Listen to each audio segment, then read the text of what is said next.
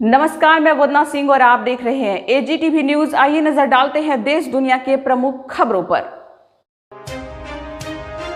देश में कोरोना संक्रमण के दैनिक मामलों में लगातार उतार चढ़ाव देखा जा रहा है। पिछले 2 दिनों में कोरोना संक्रमण के 40,000 से ज्यादा दैनिक मामले दर्ज किए गए हैं। हालांकि कल की तुलना में आज नए मामलों में मामूली कमी आई है। स्वास्थ्य मंत्रालय के मुताबिक बीते 24 घंटों में कोरोना संक्रमण के 41,000 से अधिक मामले सामने आए हैं, जबकि इसके एक दिन पहले 42,000 से ज्यादा केस दर्ज किए गए थे।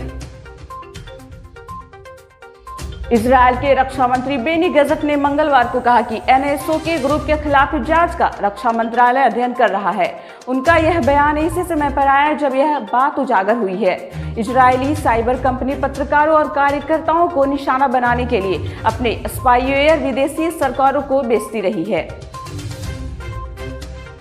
उत्तर प्रदेश, दिल्ली, बिहार और झारखंड समेत कई इलाकों में मानसून पूरी तरह से सक्रिय हो चुका है।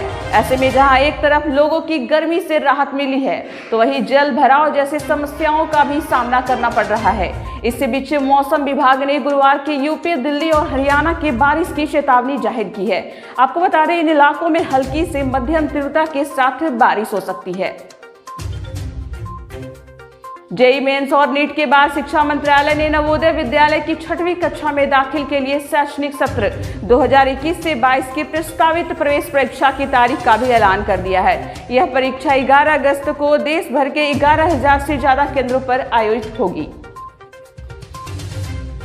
फ्रांस से 3 राफेल लड़ाकू विमान और भारत पहुंच गए हैं। फ्रांस से मिलने वाले राफेल विमानों की यह 7वीं खेप है। इन विमानों के आने से वायुसेना की मारक क्षमता और मजबूत हो गई है। इन विमानों को भारतीय वायुसेना के दूसरे स्क्वाड्रन में शामिल किया गया है। इसे चीन की सीमा के करीब बंगाल के हासीमारा एयरबेस पर बनाया जाएगा। केंद्र सरकार के लाए गए 3 कृषि कानूनों के खिलाफ प्रदर्शन कर रहे हैं। किसानों ने गुरुवार को दिल्ली के जंतर मंतर पर फिर से धरने की शुरुआत की है। हालांकि किसानों की अब ऐलान किया है कि उनका यह अगला स्टॉप उत्तर प्रदेश है, जहां प्रदर्शनकारियों ने बीजेपी को अलग थलग करने की योजना बनाई है।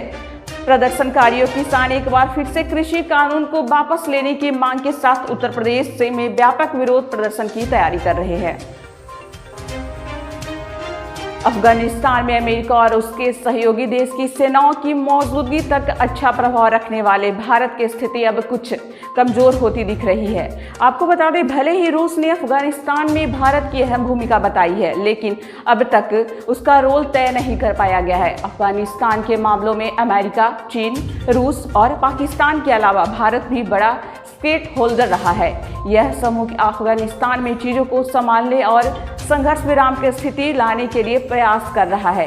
बीते सप्ताह रूस के विदेश मंत्री सेर्गेई लावरोव ने ताशकंद में कहा कि मॉस्को की ओर से अफगानिस्तान में वार्ता के लिए भारत और ईरान की एक पक्ष तौर पर शामिल करने पर विचार किया जा रहा है। राजस्थान की धरती 2 दिनों में 2 बार हिली है। राजस्थान के बीकानेर में एक बार फिर से भूकंप के झटके महसूस किए गए हैं, जिसके बाद से वहां के लोग सहमे हुए नजर आ रहे हैं। नेशनल सेंटर ऑफ सिस्मोलॉजी के मुताबिक राजस्थान के बीकानेर में आज सुबह 7:42 पर भूकंप आया, जिसकी तीव्रता रिक्टर स्केल पर 4.8 मापी गई। इसके पहले बुधवार को भी बीकानेर में ही भूकंप के झटके महसूस किए गए थे, जिसकी तीव्रता आज की तुलना में अधिक थी। फिलहाल आज के भूकंप में किसी की जान माल के नुकसान की खबर नहीं आई है। केंद्र के 3 नए कृषि कानूनों का विरोध कर रहे किसानों को आखिरकार दिल्ली के जंतर मंतर पर प्रदर्शन की हरी झंडी मिल गई है। किसान आज से जंतर मंतर पर भारी सुरक्षा के बीच किसान संसद के शुरू करेंगे। किसानों के प्रदर्शन को देखते हुए सिंधु बॉर्डर से लेकर जंतर मंतर तक सुरक्षा के पुख्ता इंतजाम कर दिए गए हैं। बीते हफ्ते प्रधानमंत्री नरेंद्र मोदी और बीजेपी के वरिष्ठ नेताओं के साथ दिल्ली में बैठक करने के बाद यह अटकलें तेज हो गई थी कि कर्नाटक में मुख्यमंत्री पद से बीएस येदियुरप्पा की विदाई अब तय है और उनसे किसी भी वक्त इस्तीफे की मांग की जा सकती है। इन अटकलबाजी के बीच बीएस येदियुरप्पा ने बुधवार को एक ट्वीट के जरिए बीजेपी के अपने सहयोगियों से विरोध प्रदर्शन और अनुशासनहीनता में न शामिल होने की अपील की है।